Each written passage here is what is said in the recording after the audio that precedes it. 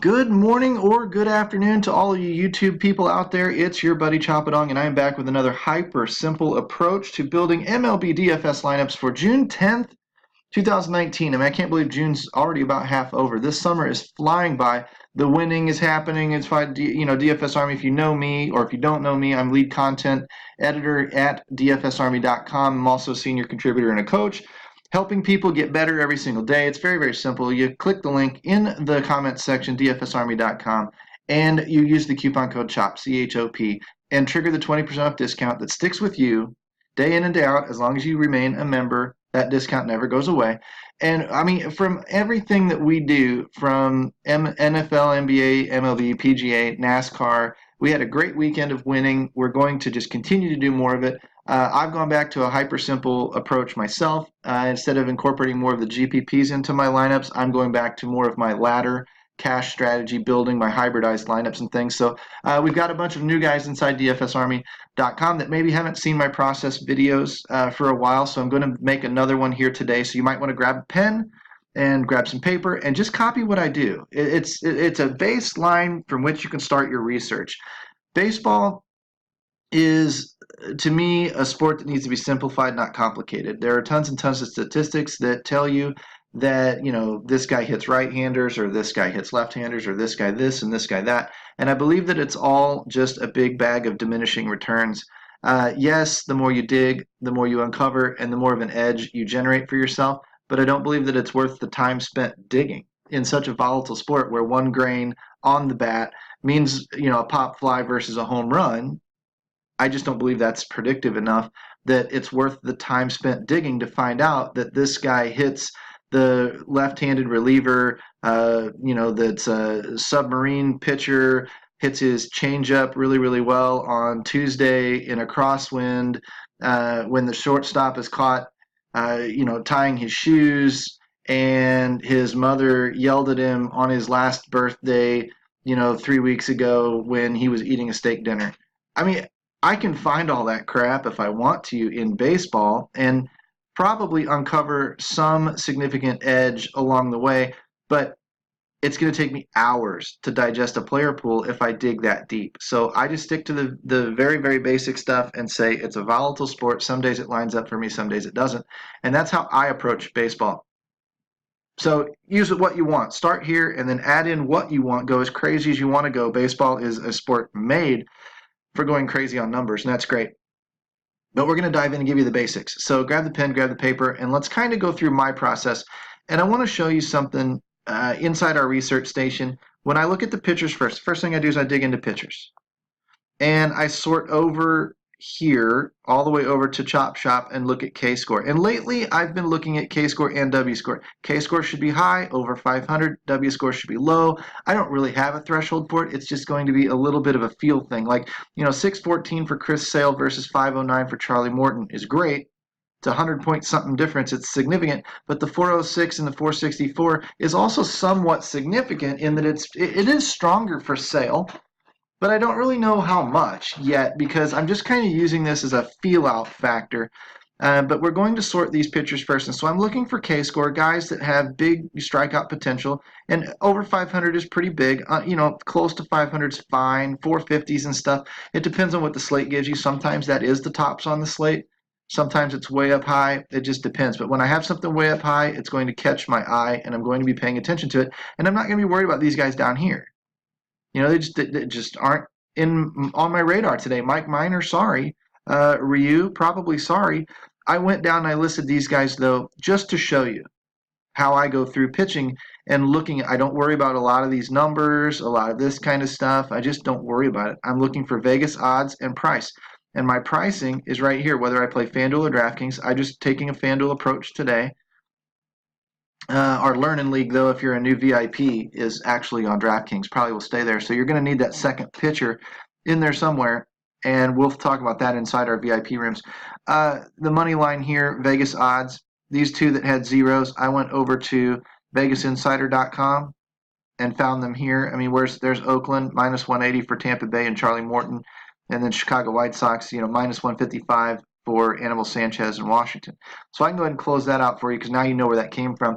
When you're looking at the sheet that I wrote down. These are just the guys in order of K-score, top to bottom.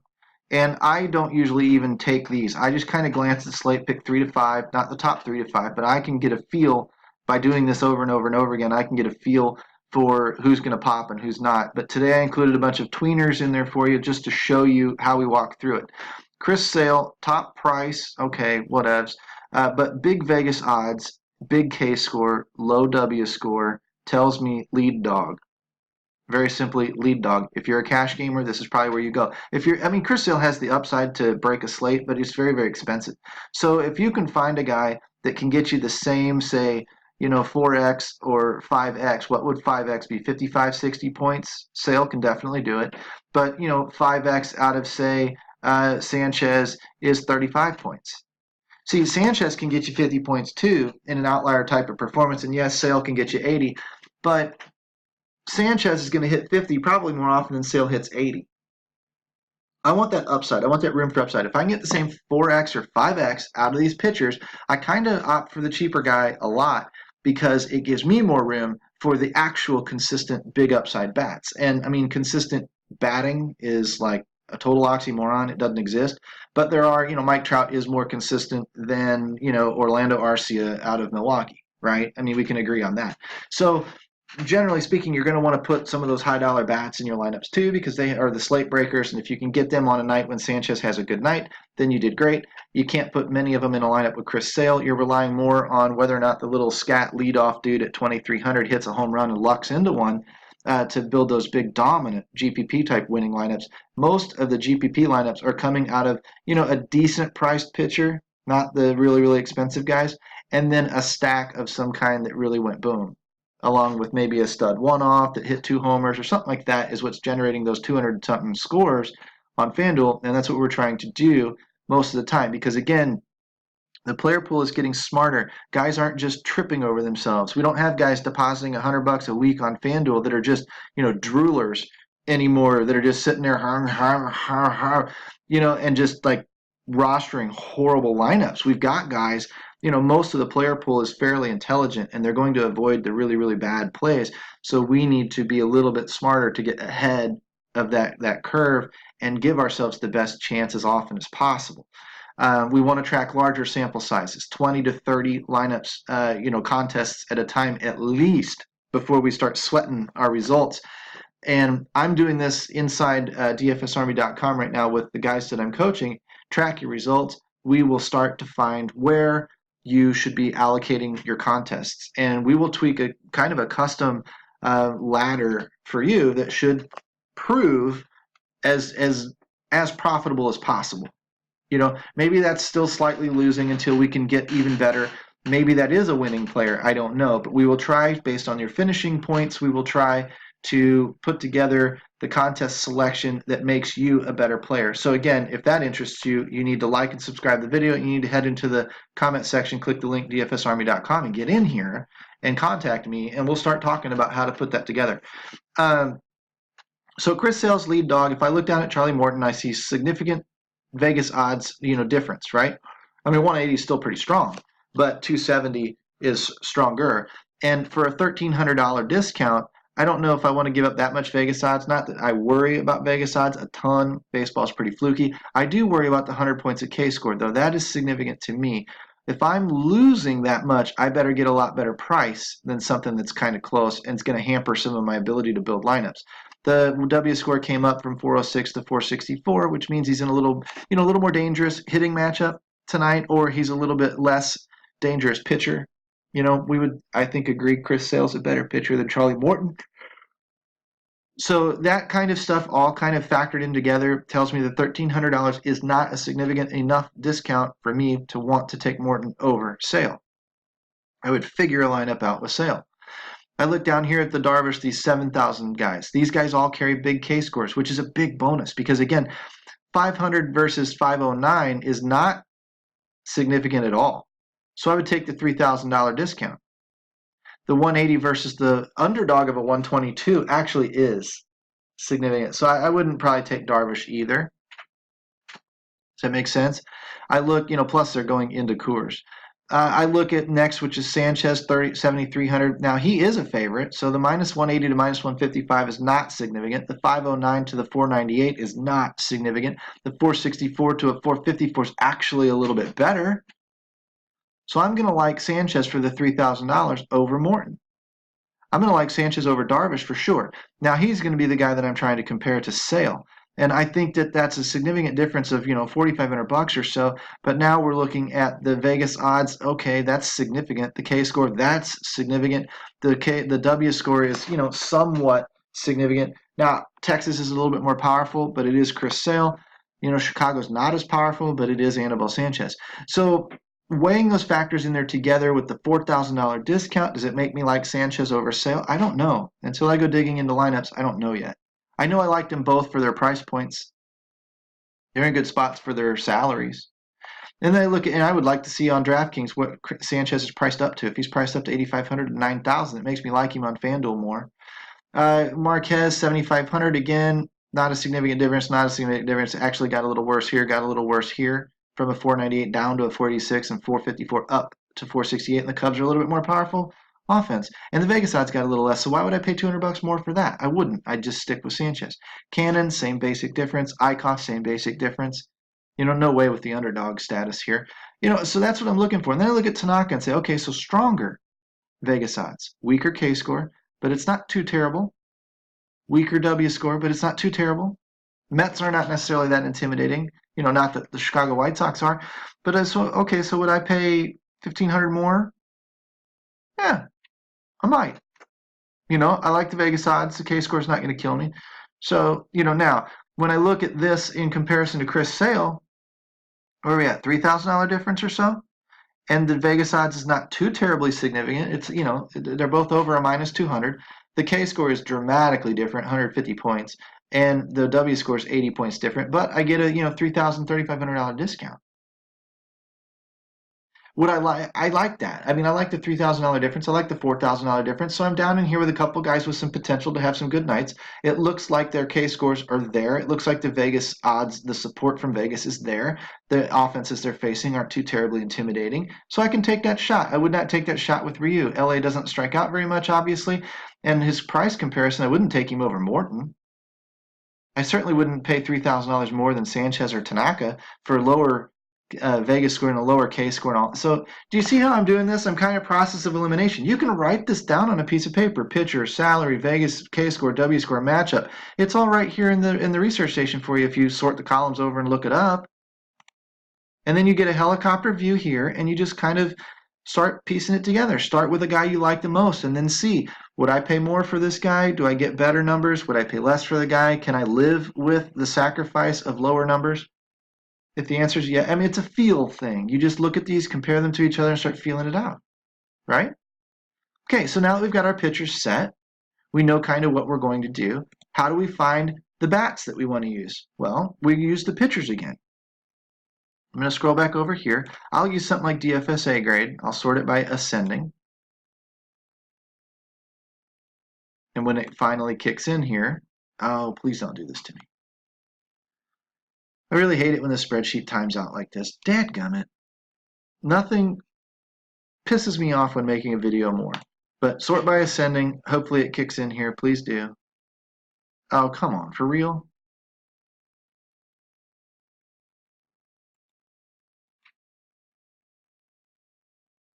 There we go. Saw some numbers change. Oh my goodness. Maybe one of these days this will do it.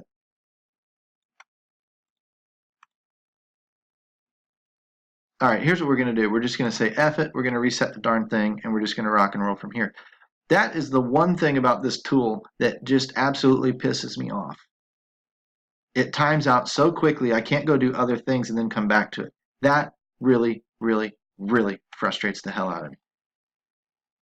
And I don't know if it's on the research station's end or if it's some kind of a server background thing or what. I don't know. I don't care. It needs to be fixed because it's stupid. So when I sort by ascending, all I'm doing is flip-flopping these guys here. right? I'm bringing the crappy pitchers to the top based on the grades. The DFSA grades kind of a catch-all metric. You can use it for pitching. You find out Chris Sales is the best rating on the day, and then Marquez is next, Canning, Morton. My way is going to land you on different guys. It's like, Darvish is way down the list. Well, he was a little bit higher on my list. Anibal Sanchez is where on this list? Is how far down is he? He's in the middle again. So there are metrics that are good and bad measuring up, whip and home run per nine and all this kind of stuff that maybe leads you to a middling pitcher. But it looks like today, on my way of looking at things, they've got a good matchup. So I'm willing to roll with them. And that's a good thing because it gets you away from the general herd that looks at, it's going to be on maybe these pitchers. So maybe it gets me a little bit lower ownership, it's fine. But it doesn't matter which way you look at it. Sale is the top dog today. I look at these pitchers as far as bad pitchers, and these are guys that I'm going to start writing down as far as stacking against. So I'd be looking at the opponents: Philly bats, Washington bats, Yankee bats, Arizona bats, Pittsburgh bats, right? And I'm going to see if any of these guys start matching up. So I can come over here and I can look for numbers like bad home run per nine. Give me high numbers. 1.5, 1.8, 1.5. Okay, so nothing too terribly significant today, but the 1.8 in ICOF gives up more home runs than anybody on the slate per inning pitched or per 9 innings, and so that puts Arizona in a good spot. I might like Arizona. I like to look at Sierra as well. So I'm going to sort that by the top, and I see 5.46, 533, 50, 489. Anything close to 5 or over 5 is going to trip my fancy. So I'm going to scroll back over and look at the top 4 guys again, and I see, ooh, St. Louis, Tampa. There's Philly again, Miami. Interesting. If Michael Wacha actually is getting the start. Yeah, he's been prone to blow up the past year or two. Washington's close. Colorado and Coors. These are things that I might start looking at, putting in the back of my mind as far as these are teams that I might like. Okay? There's just a jillion ways to do this. One way I've been doing this lately, it's kind of fun. It's the 200 on 200 method. I come to the batting matchups. For those of you that want to know how I write that article or how I find the numbers, it's very, very simple. Come to the batting matchups tab. Scroll over just a smidge. I've got WOBA, starting pitcher WOBA allowed, and then matchup WOBA, which is just an average. ISO for the hitter, starting pitcher ISO given up, two-handedness, mind you, and matchup ISO, which is just the average. I take the starting pitcher ISO, sort it by descending, boom. And now what I've got is the pitchers giving up the most power against themselves. Two-handedness, Jared Eichhoff, right-handed pitcher, left-handed bats. Sometimes you'll find reverse splits here, righty-righty, like Michael Wacha, gives up power to righties apparently. But I look here at this, Jared Eichhoff is a 321 ISO this year and last year with left-handed bats. That's horrible. Those left-handed bats are hammering this guy for power. So what left-handed bats in the Arizona lineup have the power against right-handed pitching? Well, ISO over 200. David Peralta, Eduardo Escobar. Those are your lead dogs. So I would put those two in a stack if I liked Arizona today. Pretty easy. Sometimes it doesn't even matter how they're running. They just get into a good matchup and the guy just gives up the meatball. You might want to look at a trend tab, which is how we'll round out picking our bats. But I'm going to write down Arizona today. I saw Philly. I saw Washington, right? These are some of the bats that I saw. We saw some St. Louis. We saw some Miami. We saw some whatever. Well, I will look at Miami because I will look at them for a very significant reason here in a second. But, other power numbers, Ketel Marte is better against lefties apparently. Alex Avila, if he gets a start, might round out a stack or something. So you'd be looking at these types of guys for your stacks. You come down here, Taylor Clark, Arizona, that puts Philly in a good spot, right? Philly puts Philly in a good spot. Taylor Clark's a righty, and he gives it up to lefties at a 229 clip. So who are the lefties, in the Philly offense that have the power? Well, Bryce Harper, duh. Maikel Franco, Jay Bruce. These guys find their way into the lineups tonight. You need to be looking at them as far as potential power spots, easy home runs to pick on. Yesterday we put a list out there of 20 names or so. 9 of them hit bombs, 3 of them from Minnesota alone. If you stacked them up in Minnesota based on the article, you had yourself a really, really good day. If I look at my score really quickly, I had a really, really good day. I mean, the research worked. Doesn't work every day, but it does work. Now I come down a little bit more, 229. There's some power. And is there power on these 224 guys? No. See, Michael Wacha versus Miami. It doesn't mean Michael Wacha won't give up home runs. It means it's not going to be very predictive as to who it's coming from because nobody there is dominating right-handed pitching with power. Like yesterday, Brandon Lau was dominating lefty versus lefty with power. Hit 2 bombs. You had that one off courtesy of the article if you read it yesterday. Scroll down a little bit more is one way to look at things. The other way we can do this is we can jump over into the Trends Overview tab. This is another thing that I check. And then we'll get out of here in about 5-10 minutes. I can sort by the slate by turning it off, then turning on all of the start times that are on my slate if I want to, or leave the main slate on. And now I'm looking at who are the hottest teams on today's slate based on team numbers. L7 WOBA, last 7-day weighted on base average, which baseball teams offensively are hitting the ball best. Well, Atlanta, Tampa, Miami, Boston, Philly. Philly's not bad. Philly's on our list today, right? Miami's on our list today, right? Come down here a little bit lower, Arizona, maybe not so much, but they did have a decent day yesterday. These numbers will adjust.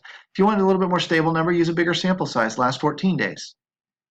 And watch, 313 over the last 14 days, 379 over the last 7 days. Atlanta is heating up. Atlanta is getting better on the shorter sample, which means they're hotter this week than they were last week, which means you could time them correctly today. And you can do this with WOBA, with straight power and ISO, with hard contact numbers, with batted balls in play, and a little bit of the luck factor. You can look at all of these until you go blind. The beauty of it is if I wanted to stack Atlanta today, I might come back to the pitching matchups. Look at who Atlanta's facing. Where is Atlanta? Where'd they go? There they are. They're facing Joe Musgrove. I might look at some numbers on Joe Musgrove and see 76% contact. That's bad for Musgrove because Atlanta's putting the ball in play. I look over here a little bit more and I see 78% he gives up, and that's bad. It's pink. Red is bad, green is good. 19.9% K percentage. That's a little low. He's allowing a lot of contact. 11.2 swinging strikes, 35% hard contact. If I scroll over a little bit more and start looking at Musgrove in here, hopefully I see some numbers go up. 34% fly ball rate, 2.05 walks per 9. That's good. Might be giving some free bases out. 20% K percent, a little bit low. And the .091 or .91 home runs per 9 tells me about 1 per game. So he's given up some home runs. So this is an okay spot for Philadelphia. So I come back to the Trends tab, for Atlanta, not Philadelphia. I open up to see who's actually doing the damage right now. If they're hot, who's hot? Well, anything over about a 380 to 400 is good. I like over 400, but 380 averages out to about a .9 ops, which is also good. On base plus slug, same type of metric. Charlie Culberson, if he gets the start, not having a lot of plate appearances, but he's ripping the cover off the ball. If he gets the start today, he should be in your lineups because he's dirt cheap. That's if he's even up in the majors. I don't even know. I don't care. If I don't see him in starting lineup, it's moot. 478 for Dansby Swanson. 352 2 weeks ago. 478 this week. Got hot. 416, 562. Freeman was hot. Got hotter. 277 up to 350. Camargo might be getting hot. Might be.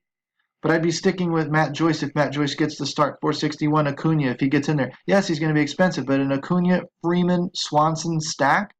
Hello. On paper, it should smash the ball. Will it? I don't know. But if you like Atlanta today and you see some weakness in Musgrove and Philly, then you would take these 3 dudes and then you might fill it out with some, a Culberson or a Joyce or, I don't know, even a Markakis or somebody who's pretty cheap who can be good and make it a 4-stack. A cheap catcher. But you do that by opening it up and looking at who is on that team. If we looked at Miami, who on Miami's running hot right now? Well, Brian Anderson, Brian Holiday, maybe some Curtis Granderson, Garrett Cooper. If these guys draw starts, Miguel Rojas, maybe, Russell Herrera, maybe. These are 4 or 5 cheapies that I can slide into a stack, and Michael Wacha seems to be having trouble with the matchup today, so maybe it works. Down here a little bit more, Arizona, where hath thou gone? Looking at Arizona, Adam Jones is not quite heating up like he was, earlier in the season. 328 down to a 140 is awful for Carson Kelly, which is amazing because he was on the ISO list, the 200 on 200 list yesterday and hit a homer. Hopefully that number is not incorporated into this. But 390, 360. So nobody's really super hot. Kevin Cron, which we should know. I mean, we've been paying attention. David Peralta's okay. And David Peralta was on that 200 on 200 list today. So Peralta might make a great one-off if you don't want to do a full stack. Maybe you want to blindly stack them. Totally up to you. But this is how you start formulating your own thoughts and using the same numbers and using good solid numbers. If you wanted to use the trends tab, you could do the exact same thing by going in by, let's say we wanted to use position here because we're building a cash type of lineup where we don't care necessarily about the stacking. You know, we're not trying to target an offense per se, which is what I typically do myself, but we sort W7 or L7 WOBA by descending order. And let's say we're playing Fanduel and we want to see who are the best pitchers and catchers to use, or catchers and first basemen to use to roster that way. Well, I'd be choosing from Knapp, Darno, Suzuki, Freeman, Iannetta, Choi. I'd be looking at these guys that are all over 500 or so, and I would say who's getting the plate appearances are most likely to start. So Freddie Freeman, he's ripping the cover off the ball, and we already mentioned a couple of reasons why Atlanta might be a good team to pick on today. If you like Tampa Bay, Choi's a good spot today.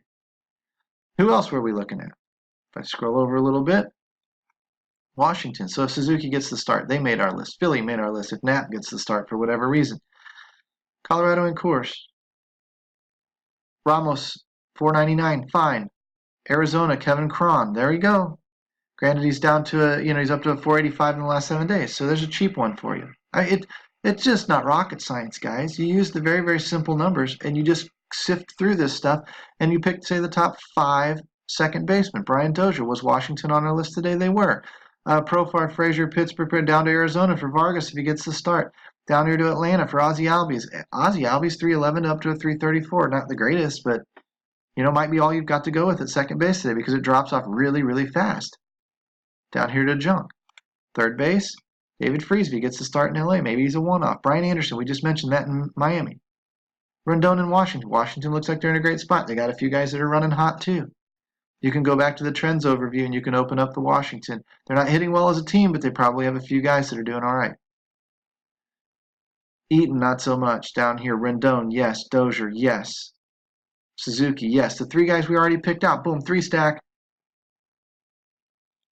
Hopefully this is hyper simple enough for you guys to understand. We're getting on 30 minutes. I don't want to take all of your time, but I want to show you some of the tools that we use. And this isn't even going into things like the coach's picks and notes, if you play tiers, the Carnage report, the starting lineups page, which has XWOBA and all sorts of other numbers on it as well. That's just what we do inside DFSArmy.com is we build tools to help you sift through your research better, but you've got to unlock it. You got to get access to it, and you do that by clicking the link DFSArmy.com using coupon code CHOP, CHOP, getting that 20% off discount, and then coming inside our coaching forums and ask our other coaches what we think of a certain process. I do it my way, you do it yours, but I can certainly help you devise a strategy to make you a better player. That's what I do. Hopefully you guys stop in and say hi. And if not, like and subscribe to the channel and get these videos when they drop to your phone. I know they're long. I'm sorry, but it's a lot of information to cover. I'm just trying to push the best content out possible to you guys, as well as show you what we offer inside DFSArmy.com. So happy Monday to you, June 10th. Hopefully you tear up the 9-game slate. If you do, tag me on Twitter. I'd love to retweet and shout it. If anything that I've provided helps you build better lineups, I would love to spread the wealth and maybe turn some more eyeballs onto you guys out there on social media too, and let you know that winning begets winning, and that's what we do inside DFS Army. So raise your edge, come on inside, talk to me, talk to any of our coaches, and we will catch you on the flip side. Take care.